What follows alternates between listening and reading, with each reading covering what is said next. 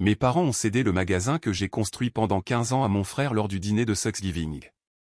Il m'a regardé et a dit, « Tu n'es plus que l'employé maintenant. » Ma mère a gloussé. Mon père a fixé son assiette. J'ai dit, je laisserai les clés sur le comptoir. 3 jours plus tard, son téléphone a commencé à sonner. Tu n'es plus que l'employé maintenant, Laurel. Habitue-toi à la nouvelle direction.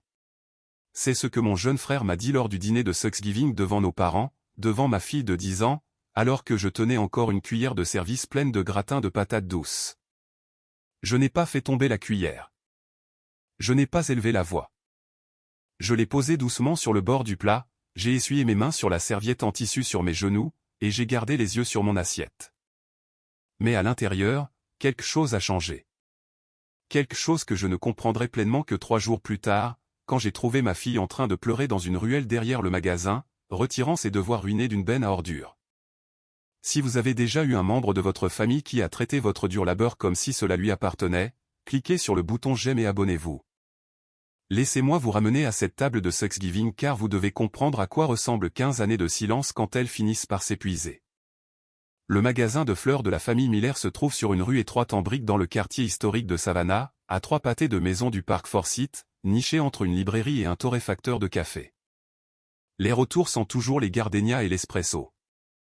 Mon père, George Miller, l'a ouvert en 1987 avec 600 € et une unité de réfrigération d'occasion qu'il a ramenée d'une vente aux enchères de restaurants. Ma mère, Martha, s'occupait de la caisse. C'était un modeste magasin de quartier. Des bouquets d'anniversaire, des compositions funéraires, le corsage occasionnel pour la saison des bals de fin d'année. Au moment où j'ai eu 28 ans, le magasin se mourait. Les revenus étaient tombés à 95 000 € par an. Les chambres froides fuyaient. La camionnette de livraison avait un pare-brise fissuré et une transmission qui gémissait chaque fois que l'on passait la 2e vitesse. Mes parents étaient à 2 loyers impayés de fermer les portes pour de bon. Je travaillais dans une entreprise de design à Atlanta à l'époque. Un bon salaire, des avantages sociaux, un plan d'épargne retraite que je construisais depuis 6 ans. Mais mon père a appelé un mardi soir et a dit 4 mots que je n'oublierai jamais. Laurel, nous avons besoin d'aide. Alors, j'ai démissionné. J'ai emballé mon appartement dans une remorque louée, j'ai conduit 4 heures vers le sud sur l'autoroute 16 et je suis entré dans ce magasin un lundi matin à 4:00 heure pour rencontrer le camion de gros du marché aux fleurs régionales. C'était il y a 15 ans. Au cours de ces 15 années, j'ai reconstruit chaque centimètre de cette entreprise. J'ai remplacé les chambres froides qui fuyaient par des unités de réfrigération de qualité commerciale. J'ai payé pour la première amélioration moi-même, 40 000 € provenant de l'assurance vie que j'ai reçue après le décès de mon mari David. Cet argent était censé aller dans le fonds d'éducation de Lily. Au lieu de cela, il est allé dans des compresseurs et des panneaux isolés pour que 3 000 € de pivoine ne se fanent pas du jour au lendemain dans l'humidité de la Géorgie. J'ai renégocié chaque contrat de fournisseur. J'ai passé 2 ans à cultiver une relation avec Vandermeer Import, un fournisseur néerlandais de tulipes que la plupart des petits magasins du Sud-Est ne pouvaient même pas avoir au téléphone. J'ai pris l'avion pour Amsterdam 2 fois à mes propres frais. J'ai appris suffisamment de néerlandais conversationnel pour ne pas me mettre dans l'embarras lors de leur dîner professionnel. À la 3e année, nous avions un accord régional exclusif. Ces tulipes sont devenues notre signature. Les mariés de Savannah, Charleston et Hilton aient donc commencé à nous demander par notre nom. J'ai construit le département des mariages à partir de rien. J'ai étudié la conception d'événements, suivi des cours de certification le soir, conduit à Atlanta et Charlotte le week-end pour observer des concepteurs floraux établis dans des lieux haut de gamme. En 5 ans, les mariages et les événements représentaient 60% de nos revenus. En 10 ans, nous étions une entreprise générant 900 000 € par an. 900 000 €, à partir d'un magasin qui rapportait 95 000 € quand j'ai franchi la porte. Et pendant toutes ces années, je n'ai jamais pris un salaire au prix du marché.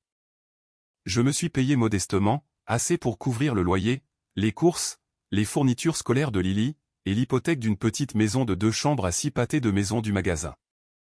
Si j'avais été payé ce que valait une directrice de conception florale avec ma liste de clients et ma génération de revenus, le total aurait été d'au moins 175 000 € de plus que ce que j'ai réellement reçu au cours de ces 15 années.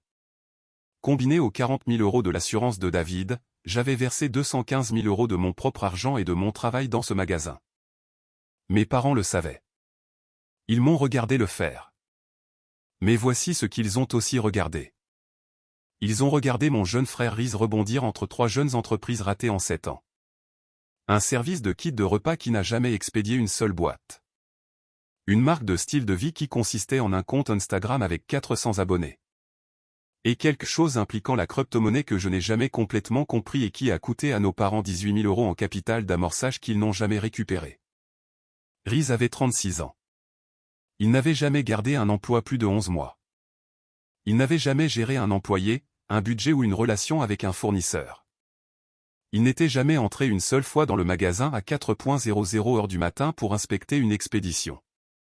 Il ne pouvait pas faire la différence entre une tulipe néerlandaise et un œillet de supermarché.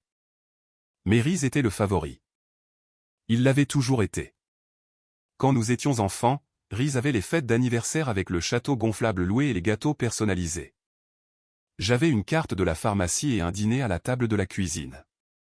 Quand Riz a ramené un C- en algèbre, ma mère a dit qu'il était créatif, pas académique.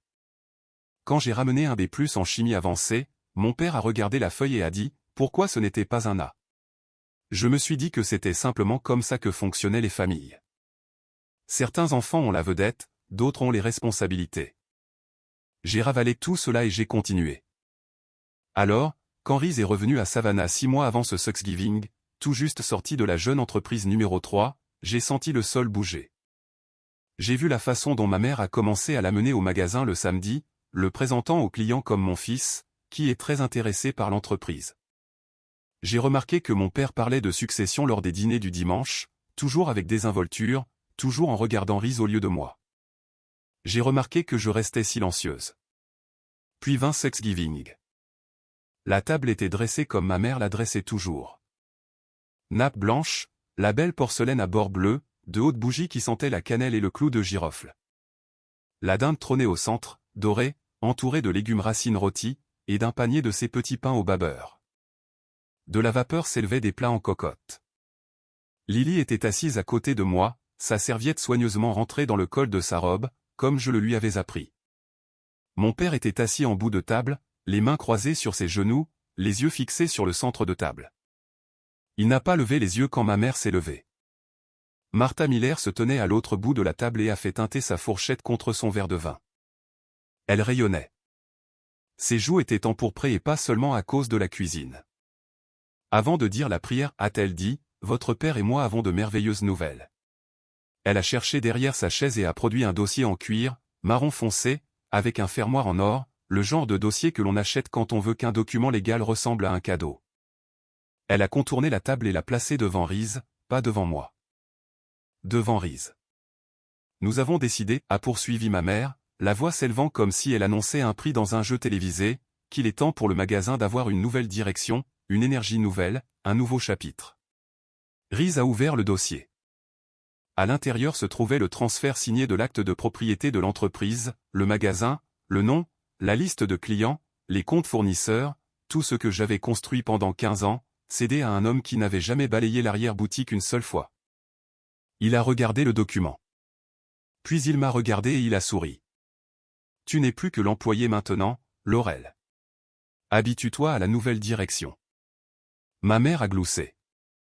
Elle a réellement gloussé, comme s'il avait raconté une blague lors d'un cocktail. Oh, Riz, a-t-elle dit en agitant la main. Ne la taquine pas.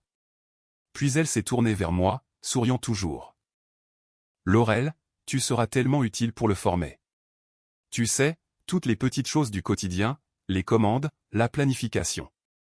Il aura besoin que tu lui expliques les bases pendant quelques mois. Voyez cela comme un nouveau départ pour tout le monde. Les petites choses du quotidien. 15 années de course au marché à 4:00 heure du matin. 15 années à sélectionner chaque tige à la main, à négocier chaque contrat, à apaiser chaque marié paniqué, à remplacer chaque moteur de chambre froide grillé à minuit avant une livraison le samedi. 900 000 € de revenus par an construit une relation à la fois. Les petites choses du quotidien. J'ai regardé mon père. George Miller était assis immobile en bout de table, les yeux fixés sur son assiette, les mains croisées sur ses genoux. Il n'a pas levé les yeux. Il n'a pas parlé. Son silence n'était pas de la gentillesse. C'était une permission. La main de Lily a trouvé ma manche sous la table. Ses petits doigts ont tordu le tissu. Je pouvais sentir ses jointures pressées blancs contre mon poignet. J'ai baissé les yeux sur mon assiette. La dinde était encore chaude. Le gratin fumait encore. La bougie vacillait encore dans le courant d'air venant de la fenêtre de la cuisine. J'ai pris ma fourchette. J'ai coupé un morceau de dinde. Je l'ai mangé lentement. Je comprends, ai-je dit. Ma voix était égale, stable. Je n'ai pas regardé Reese. Je n'ai pas regardé ma mère. Je laisserai les clés sur le comptoir à côté de la caisse. Martha a cligné des yeux. Le sourire narquois de Reese a vacillé pendant une demi-seconde, puis est revenu plus blanc qu'avant. Eh bien, a dit ma mère en lissant sa serviette. Ce fut plus facile que je ne m'y attendais.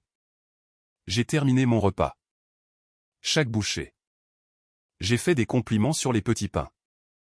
J'ai aidé Lily à couper sa dinde en plus petits morceaux. J'ai demandé à mon père de me passer la sauce au canneberge, et il l'a fait, toujours sans croiser mon regard. Quand les assiettes ont été débarrassées, je me suis levé, j'ai plié ma serviette, je l'ai placée à côté de mon verre d'eau, et j'ai pris la main de Lily. Merci pour le dîner, maman, ai-je dit. Nous avons marché jusqu'à la voiture en silence. L'air de Savannah était chaud pour novembre, lourd d'humidité et de la légère odeur de mousse provenant des chênes verts bordant la rue. J'ai attaché Lily sur le siège arrière. Elle a levé les yeux vers moi avec des yeux qui comprenaient plus qu'aucune enfant de 10 ans ne devrait. Maman, a-t-elle dit. Sa voix était petite. Ont-ils vraiment donné le magasin à oncle Reese? J'ai gardé ma voix stable. Oui. Mais c'est toi qui l'as construit. Je n'ai pas répondu. J'ai fermé sa porte doucement, j'ai contourné la voiture jusqu'au côté conducteur, et j'ai démarré le moteur. Il s'éclaircit la gorge à démarrer avec un bourdonnement bas et régulier. J'ai reculé de l'allée de mes parents sans regarder en arrière. La semaine suivante, je suis allé au magasin une dernière fois. J'ai laissé les clés sur le comptoir à côté de la caisse, exactement comme je l'avais dit.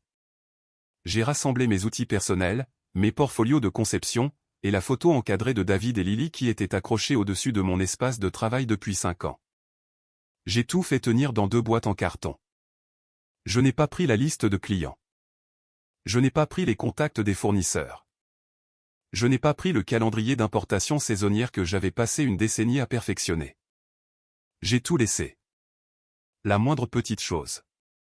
Reese était déjà en train de réorganiser la salle d'exposition quand je suis sorti. Il avait commandé un canapé en cuir dans un magasin de meubles en ligne et parlait de transformer la zone de consultation en ce qu'il appelait un salon pour clients. Il n'a pas levé les yeux quand je suis passé. Je n'ai pas dit au revoir. Les jours qui ont suivi ont été calmes, trop calmes. J'ai nettoyé l'appartement. J'ai préparé les déjeuners de Lily. Je me suis assise à la table de la cuisine à 3:00 heure du matin avec un café qui avait refroidi depuis des heures et j'ai fixé le mur. Je me suis dit que c'était simplement ce que faisait la famille. Je me suis dit que je trouverais quelque chose de nouveau. Je me suis dit que tout irait bien. Puis vint le dimanche. Lily allait au magasin après l'école tous les après-midi depuis la mort de David. Cela avait commencé comme un moyen de la garder près de moi pendant que je travaillais. Elle s'asseyait dans un petit coin dans l'arrière-boutique derrière les chambres froides, où j'avais installé une table pliante avec ses fournitures scolaires et une lampe de lecture. Elle l'appelait son coin de voir. Elle collait ses dessins au mur au-dessus. Des fleurs, surtout des tournesols et des marguerites en crayon de couleur vif. Elle y faisait ses mathématiques, sa lecture, ses projets de science depuis 5 ans. C'était son endroit, la seule constante après la disparition de son père. Reese lui avait dit qu'elle pouvait continuer à l'utiliser. Il avait dit cela la première semaine avec désinvolture, de la manière dont on promet à un enfant quelque chose que l'on a déjà oublié. Le dimanche après-midi, mon téléphone a sonné. C'était le numéro du magasin. J'ai répondu. C'était Lily. Sa voix était brisée en plein milieu. Maman. Il a jeté mes affaires. J'ai conduit jusqu'au magasin en 9 minutes. Je l'ai trouvé dans la ruelle derrière le bâtiment, agenouillé sur le trottoir humide à côté de la benne à ordures. L'air de novembre était lourd et chaud, comme c'est le cas à Savannah, même à la fin de l'automne, chargé d'humidité et de l'odeur de produits pourris provenant du restaurant 2 portes plus loin. Son sac à dos d'école était sur le sol à côté d'elle, trempé par quelque chose de sombre qui avait fui d'un sac poubelle. Elle retirait des pages de la benne à ordures une par une. Des devoirs de mathématiques. Un compte rendu de lecture sur la toile de Charlotte. 3 de ses dessins, les tournesols et les marguerites déchirées et tachées de marques de café. Elle a levé les yeux vers moi et son menton tremblait. Il a dit que le magasin est pour les professionnels, a-t-elle chuchoté. Pas pour faire du gardiennage d'enfants. J'ai regardé vers la porte arrière du magasin. Elle était calée ouverte. À travers elle, je pouvais voir l'espace où le coin de voir de Lily se trouvait. La table pliante avait disparu. La lampe de lecture avait disparu. Les dessins qu'elle avait collés au mur avaient disparu. À leur place se trouvait un chariot de bar en chrome avec 2 bouteilles de bourbon et s'éclaircit la gorge un ensemble de verres à cocktail. Rhys se tenait dans l'embrasure de la porte. Il était appuyé contre le cadre, une main enroulée autour d'un verre bas, le liquide ambré accrochant la lumière de la fin de l'après-midi. Il m'a regardé de la façon dont on regarde quelqu'un qui est arrivé pour récupérer un colis. Elle ne peut plus simplement camper ici derrière, Laurel, a-t-il dit. Sa voix était désinvolte, voire ennuyée. Je dirige une entreprise. J'ai des clients qui passent. Ce n'est pas une garderie. Je l'ai regardé. J'ai regardé Lily. J'ai regardé les dessins déchirés dans ses mains, les pages humides s'enroulant sur les bords, les taches de café saignant à travers ses lignes de crayon soigneuses. Je me suis agenouillé à côté de ma fille. J'ai pris les pages de ses mains doucement. Je les ai placées dans son sac à dos. Je l'ai fermé avec la fermeture éclair. Je me suis levé, j'ai pris sa main, et j'ai marché jusqu'à la voiture sans dire un mot à Rhys. J'ai attaché Lily. Ses joues étaient striées de larmes. Elle tenait le sac à dos sur ses genoux comme si c'était la seule chose qui lui restait de quelque chose d'important. Je me suis installé sur le siège conducteur. J'ai fermé la porte. J'ai agrippé le volant des 2 mains et je suis resté parfaitement immobile. Quelque chose s'est brisé à l'intérieur de moi. Pas fort, pas dramatique, juste une cassure nette et silencieuse, comme une tige coupée avec des cisailles bien aiguisées. Pour la première fois en 15 ans, j'avais fini de faire semblant que tout allait bien. J'ai conduit jusqu'à la maison en silence. J'ai porté Lily à l'intérieur. Je lui ai préparé un sandwich au fromage grillé et un verre de lait, et je me suis assise avec elle à la table de la cuisine jusqu'à ce qu'elle arrête de pleurer. Je l'ai mise au lit à 20:00 heure. Je lui ai lu 2 chapitres de son livre. J'ai éteint la lumière et j'ai fermé sa porte. Puis je me suis assise seule à la table de la cuisine. La maison était sombre à l'exception de la lueur de l'écran de mon téléphone. Le lampadaire filtrait à travers les stores en fines lignes blanches sur le sol. J'ai ouvert mes contacts. J'ai fait défiler jusqu'à un nom que je n'avais pas appelé depuis des mois. Robert Smith, avocat. Le meilleur ami de mon défunt mari David, l'homme qui avait géré la succession de David, qui s'était assis avec moi à la table de la cuisine il y a 5 ans et m'avait expliqué chaque document, chaque police d'assurance, chaque compte. Avec la patience de quelqu'un qui comprenait que le chagrin rend les mots les plus simples impossibles à lire. Robert savait des choses sur le magasin que mes parents ignoraient, des choses que Rhys ignorait certainement. Il savait que chaque compte de vente en gros, chaque relation avec les fournisseurs, chaque ligne de crédit commercial qui maintenait cette opération de 900 000 € en marche n'était pas au nom de l'entreprise. C'était au mien. Mon crédit personnel, ma garantie personnelle. 150 000 € d'exposition, soutenu par ma cote de crédit, mes actifs, ma signature. Le magasin n'avait pas de crédit. Moi, oui. J'ai fixé le numéro de Robert sur l'écran. La maison était silencieuse. Lily dormait au bout du couloir. Le café sur le comptoir avait refroidi. J'ai appuyé sur appeler. Cela a sonné 2 fois. Robert, ai-je dit. C'est Laurel. J'ai besoin de vous voir lundi matin, tôt. Il y a eu une pause. Puis sa voix, stable et familière. Je vais libérer mon emploi du temps. 8:00 heure. J'ai raccroché. J'ai posé le téléphone face vers le bas sur la table. Je me suis assise dans l'obscurité pendant un long moment, écoutant le silence. Le silence n'était plus lourd. Il était tranchant. Il était clair.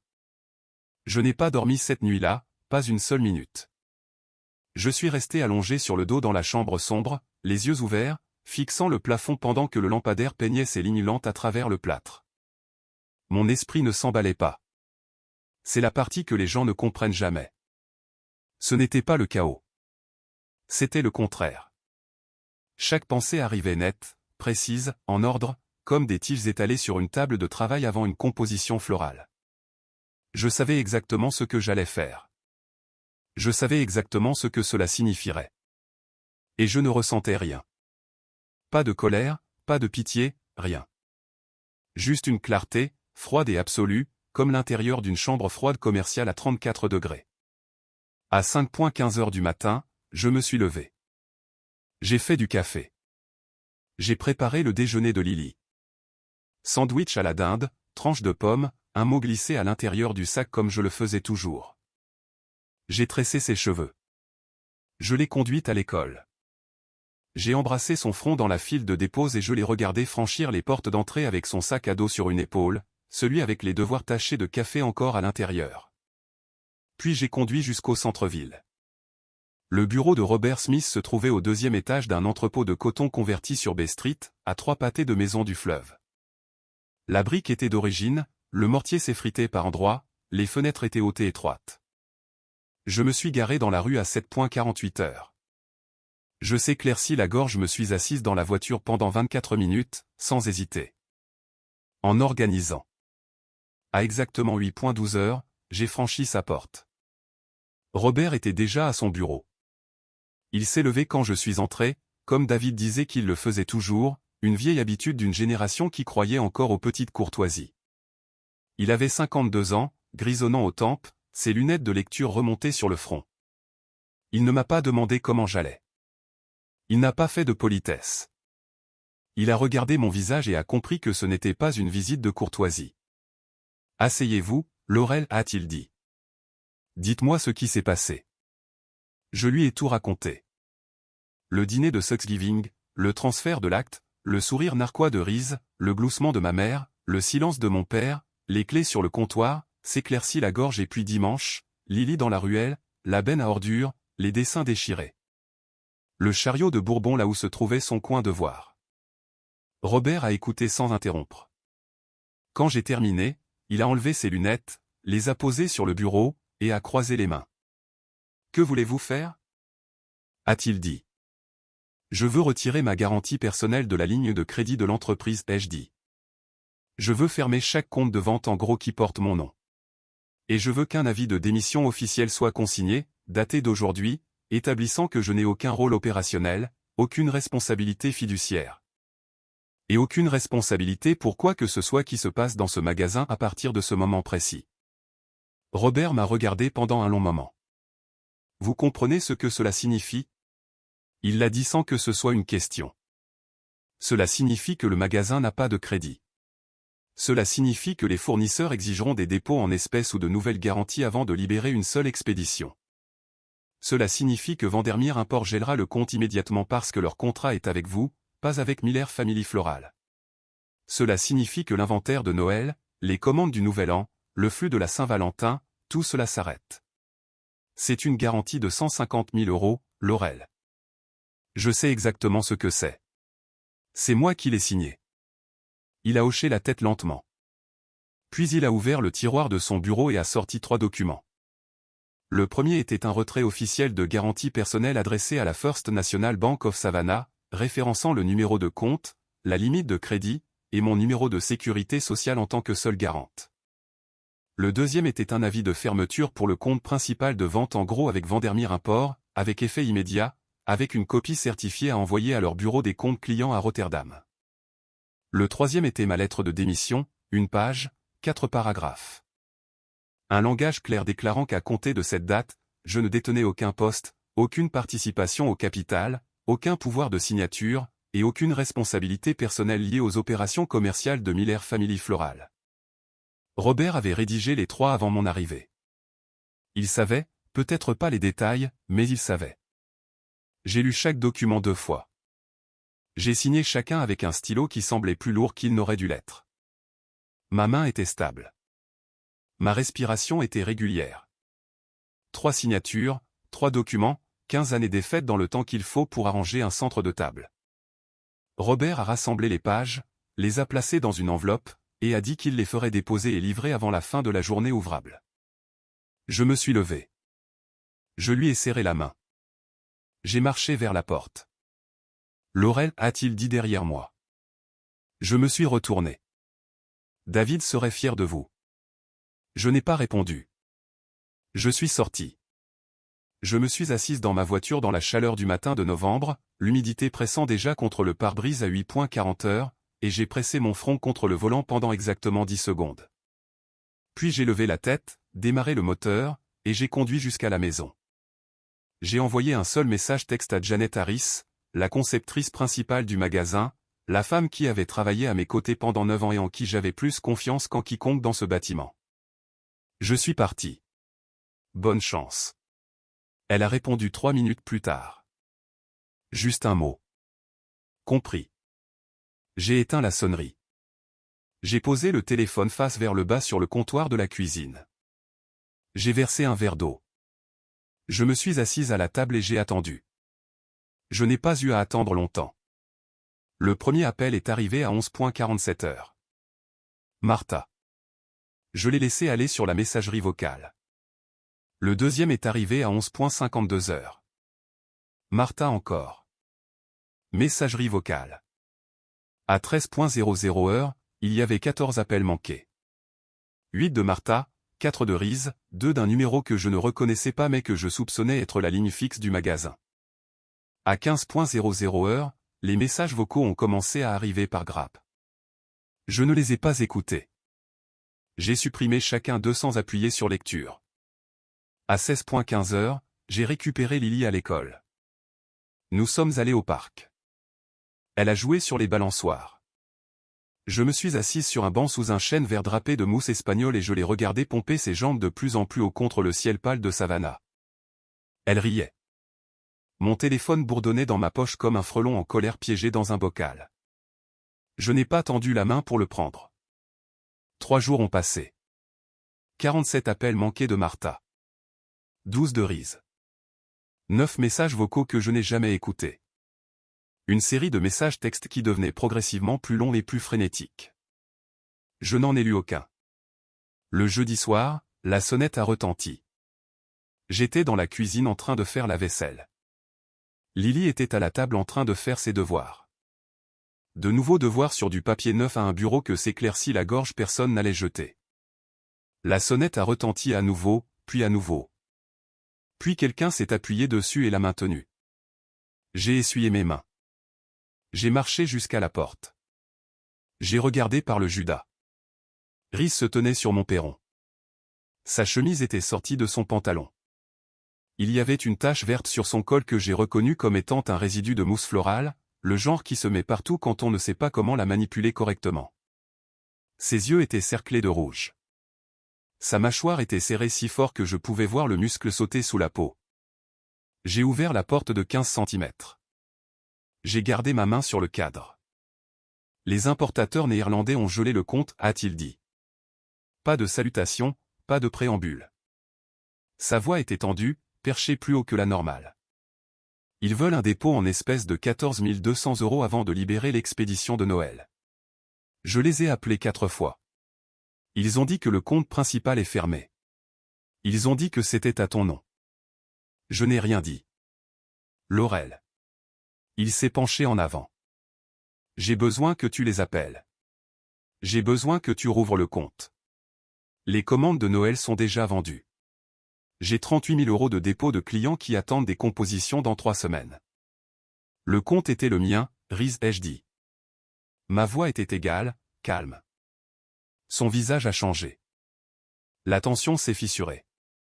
Et ce qui a transpercé n'était pas de la colère. C'était de la peur. Je ne peux pas, a-t-il dit. Ma cote de crédit est de 512. Ils ne m'approuveront pas.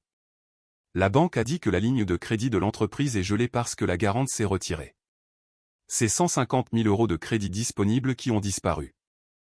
Ils ont dit que je devrais postuler à nouveau avec les états financiers de l'entreprise et 2 ans de déclaration de revenus. Je sais ce qu'ils ont dit. J'ai mis en place cette ligne de crédit. Alors répare ça. Non, Laurel. C'est l'entreprise familiale. Il m'a fixé. J'ai regardé sa gorge bouger alors qu'il déglutissait. Tu prends l'entreprise en otage, a-t-il dit. Je ne prends rien en otage. Je ne travaille plus là-bas. Je ne garantis plus rien. J'ai démissionné. C'est enregistré. Maman va. Maman peut appeler Robert Smith si elle a des questions. Son numéro est dans le dossier. Reese a fait un pas en avant. Je n'ai pas bougé. Je n'ai pas tressailli. J'ai gardé ma main sur le cadre de la porte et j'ai soutenu son regard de la manière dont on tient une tige fermement avant de faire la coupe. Tu vas regretter ça, a-t-il dit. Je ne pense pas, non. J'ai reculé. J'ai placé ma main sur la porte. Je l'ai fermée lentement, délibérément, sans forcer. Le doux clic indubitable de la serrure se mettant en place a résonné dans le couloir silencieux. Je suis resté là un moment.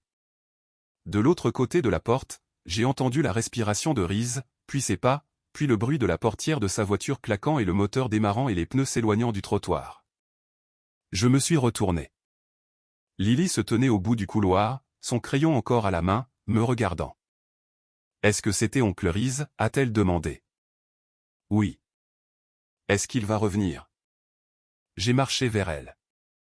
Je me suis agenouillé pour que nous soyons à la même hauteur. J'ai glissé une mèche de cheveux derrière son oreille. Non, ai-je dit. Elle m'a regardé pendant un long moment.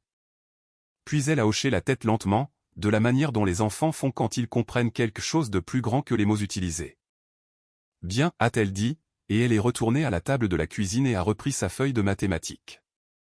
Je suis resté seul dans le couloir. La maison était silencieuse à l'exception du grattement de son crayon sur le papier. Le lampadaire filtrait à travers les stores. L'air était immobile. Je n'ai pas ressenti de triomphe. Je n'ai pas ressenti de vengeance. J'ai ressenti quelque chose de plus simple que cela, quelque chose que je n'avais pas ressenti depuis 15 ans. J'ai eu l'impression de pouvoir respirer. J'ai marché jusqu'à la cuisine. Je me suis assise en face de ma fille.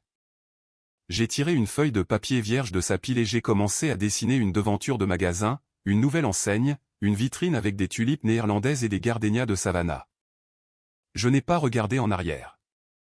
Les semaines qui ont suivi ce jeudi ont été les plus calmes que j'ai connues depuis la mort de David. Pas un silence vide. Pas le genre qui pèse sur votre poitrine à 2:00 heure du matin et vous fait vous demander si vous avez fait une erreur. C'était différent. C'était le silence d'une pièce après avoir enfin éteint une machine qui bourdonnait depuis si longtemps que vous aviez oublié qu'elle fonctionnait. J'ai parcouru mes contacts un soir après que Lily se soit endormie. J'ai bloqué tous les numéros. Martha. Reese. La ligne fixe du magasin. Je me suis retiré de la discussion de groupe familial. J'ai supprimé l'album photo partagé que ma mère avait créé il y a 3 Thanksgiving, celui qu'elle avait intitulé Souvenirs de la famille Miller, qui contenait exactement 4 photos de Lily et plus de 200 de Reese. J'ai retiré mes parents de la liste des contacts d'urgence de l'école de Lily et je les ai remplacés par Janet Harris, qui avait quitté le magasin 2 semaines après moi et m'avait dit discrètement autour d'un café qu'elle en avait assez vu. Je ne l'ai pas fait par colère. Je l'ai fait avec clarté. J'ai changé le code du portail d'entrée de l'immeuble. J'ai transféré les courriels de ma mère dans un dossier que je n'ai jamais ouvert. J'ai laissé chaque messagerie vocale se remplir et déborder jusqu'à ce que le système cesse d'accepter de nouveaux messages. Le téléphone a cessé de bourdonner après 10 jours. Le silence qui l'a remplacé était net. Définitif. Comme le dernier pétale tombant d'une composition qui a atteint la fin de sa vie. Je n'ai pas cherché à avoir des nouvelles. Je n'ai pas posé de questions. Je ne suis pas passé devant le magasin en voiture, mais Savannah est une petite ville, surtout dans le monde des fleurs et des événements, et l'industrie du mariage parle. Les fournisseurs parlent, les mariés parlent, et ce qu'ils disaient sur Miller Family Floral m'est revenu, que je le veuille ou non. La saison de Noël a été le premier effondrement. Sans le comte Vandermeer, Reese n'avait aucune source de tulipes néerlandaises de qualité supérieure. Il a essayé de substituer avec des fournisseurs nationaux, mais les variétés étaient mauvaises. Les tiges étaient plus courtes. La saturation des couleurs n'allait pas. 3 clientes qui avaient commandé des compositions spécifiques basées sur nos tulipes signatures ont exigé des remboursements lorsqu'elles ont vu les remplacements. Le total des demandes de remboursement en décembre seul a dépassé 9 400 €. Le mariage Harrison a été celui qui a rompu les digues. C'était un contrat de 48 000 €, le plus important dans les registres quand je suis parti. Margaret Harrison, la mère de la mariée, était ma cliente depuis 6 ans. Elle m'avait réservé personnellement pour le mariage de sa fille à la Mercer Williams House, 400 invités, et la pièce maîtresse de toute la réception était censée être une installation d'hortensia en cascade s'étendant sur une arche de 40 pieds dans le jardin. S'éclaircit la gorge, Riz a oublié de réfrigérer les hortensias. 400 tiges laissées dans l'arrière-boutique toute la nuit au début de décembre. À Savannah, même les nuits de décembre peuvent approcher les 65 degrés, et l'arrière-boutique n'avait pas de contrôle climatique séparé de la chambre froide principale. J'avais toujours stocké les compositions excédentaires dans la chambre froide, en les faisant tourner par équipe pour maintenir la température. C'était l'une de ces petites choses du quotidien que ma mère avait mentionnées à Thanksgiving. Au matin, chaque tige était fanée. Bord brun, tête tombante, inutilisable. La famille Harrison a poursuivi en justice pour 32 000 €. Rupture de contrat, plus dommage pour la détresse émotionnelle d'une réception ruinée. Riz n'avait pas d'assurance qui couvrait la négligence du fournisseur parce que j'avais toujours géré la police d'assurance et il l'avait laissé expirer en novembre sans s'en rendre compte. Le mariage Brox a suivi 2 semaines plus tard. Riz a mélangé les dates de livraison et a envoyé les mauvaises compositions au mauvais endroit. Des lys blancs destinés à des funérailles sont allés à une fête prénatale. La famille Brox a intenté une action en justice pour 1 500 €. En février, la note Yelp du magasin avait chuté de 4,8 à 2 étoiles. 23 avis à 1 étoile en 4 mois. Des mariés publiant des photos de centres de table fanés. Une mère du marié décrivant l'expérience humiliante de voir des chauffeurs-livreurs apporter des compositions funéraires au dîner de répétition de son fils. La dette envers les fournisseurs a grimpé comme du kudzu. 14 200 € avant-dernière pour le solde du compte gelé. 18 300 € à un fournisseur national de roses en Californie qui avait prolongé les conditions de 30 jours de riz sur la base de l'historique du magasin sous ma direction et qui l'avait coupé après 60 jours sans paiement. 12 800 € à un grossiste en rubans et vases en Caroline du Nord. 21 700 € en factures de fournitures diverses que Riz avait signées sans les lire. La dette totale envers les fournisseurs a atteint 67 000 € en 4 mois. 67 000 € dans une entreprise qui n'avait aucune dette quand j'ai franchi la porte. Riz a cessé de payer le bail du magasin en mars. Le propriétaire, Tom Anderson, avait accordé au Miller des conditions favorables pendant des années, 2 800 € par mois pour un espace commercial qui aurait dû être à 4 500 € dans le quartier historique. Il l'avait fait par respect pour les 40 ans de location de mon père, et parce que j'avais toujours payé à temps, généralement en avance. Quand le loyer de mars n'est pas arrivé, Tom a appelé le magasin. Puis il a appelé la maison de mes parents. Puis il a affiché un avis de 3 jours sur la porte d'entrée. Le magasin a fermé un mardi en avril. 4 mois et 11 jours après ce dîner de Thanksgiving, Riz a verrouillé la porte d'entrée, collé une note manuscrite sur la vitrine qui disait « Fermé pour rénovation » et est parti dans la même voiture qu'il avait conduite en revenant de sa 3e jeune entreprise ratée. Les rénovations n'ont jamais eu lieu. Mes parents ont mis le magasin en vente par l'intermédiaire d'un courtier commercial en mai. Mais un magasin de fleurs sans contrat de fournisseur est un magasin de fleurs sans inventaire. Un magasin de fleurs sans liste de clients est un magasin de fleurs sans revenus. Un magasin de fleurs avec 67 000 € de dettes impayées, 2 poursuites judiciaires actives, une note de 2 points à étoile, et une police d'assurance expirée n'est pas un magasin de fleurs. C'est un fardeau financier. Le courtier a évalué l'entreprise à 40 000 €. L'espace seul sans l'entreprise valait plus. Ils n'ont pu trouver d'acheteur à aucun prix. Mon père est sorti de sa retraite à 70 ans. J'ai appris par Janet qu'il avait pris un poste à temps partiel dans une jardinerie du côté sud de la ville, remplissant les étagères et chargeant du paillis dans les camions des clients pour 14 € de l'heure. L'homme qui avait ouvert son propre magasin en 1987 avec 600 € et un rêve scannait maintenant des codes-barres sous des lumières fluorescentes. Ma mère a cessé d'aller à son club de lecture, a cessé d'assister au déjeuner des dames à l'église dont elle était membre depuis 35 ans. Janet m'a dit que Martha était tombée sur l'une des femmes de son cercle au supermarché Kroger sur la rue Abercorn, et la femme avait demandé très poliment, très prudemment, comment s'en sort Riz avec le magasin. Martha avait posé ses courses sur l'étagère la plus proche et était sortie sans rien acheter. Riz a déménagé de son appartement et est retourné vivre dans la maison de mes parents. Il conduisait la Camry 2014 de mon père, celle avec 147 000 miles et une bosse sur le pare-choc arrière suite à un incident de parking survenu il y a 3 ans.